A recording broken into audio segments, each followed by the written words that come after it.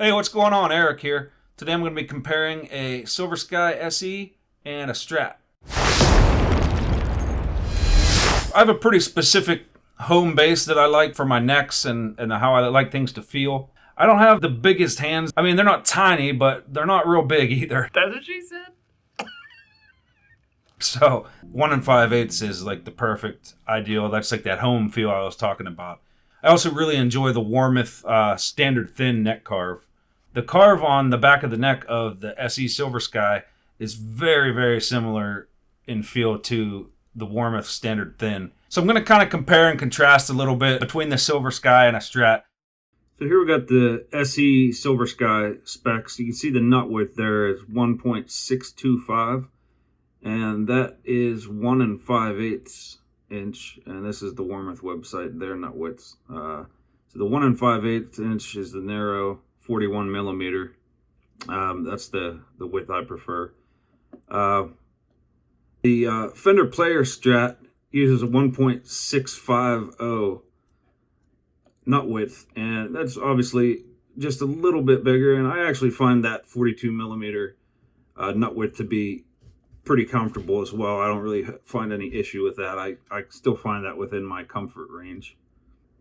So I have a PRS Angelus acoustic, and it's got a 1 11/16 nut width, and the neck carve is quite a bit thicker, and it's not my favorite. It doesn't feel the best to me, but on an acoustic I don't mind a little bit of a thicker neck. It doesn't bother me as much. I'm just mostly playing chords when I play acoustic.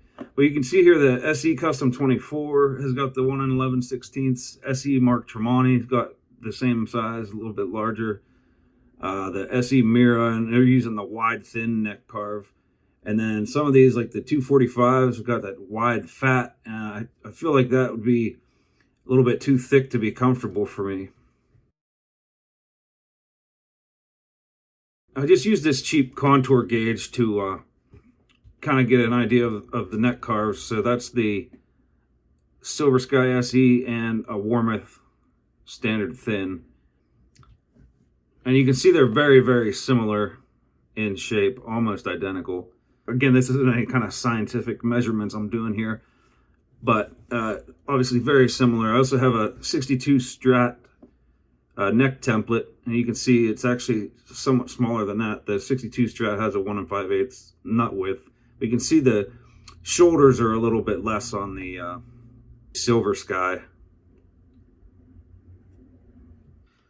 So someone also asked about if the body was bigger on the Silver Sky than a Strat. And the answer, I guess, is maybe. Not really. There's a couple areas like in the lower bout there where it looks like the Silver Sky is like a tiny bit wider, but yeah, I mean, there's a couple spots where the shape and the carves are a little bit different, but I mean, for all intents and purposes, they're pretty much the same size. I did want to check out like the body thickness, and because the PRS does look like it would be thicker, but I think like just the carve there on the PRS on this one makes it look thicker the way because it's kind of carved back at an angle too. Also, I noticed that it seems like the radius on the roundovers and stuff is a little more on the Strat.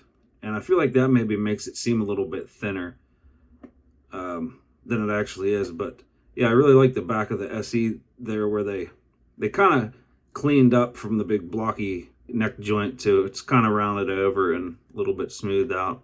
But yeah, I don't really think there's much difference. If there is, it's very slight. I had trouble measuring the bodies.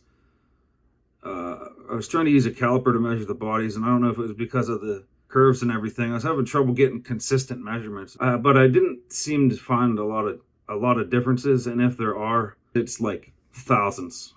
Hey, thanks for checking out the video, guys. Hopefully this answered some questions some of you might have had, or you just found it interesting in general. Be sure to subscribe for more videos. We'll see you in the next one. Take care.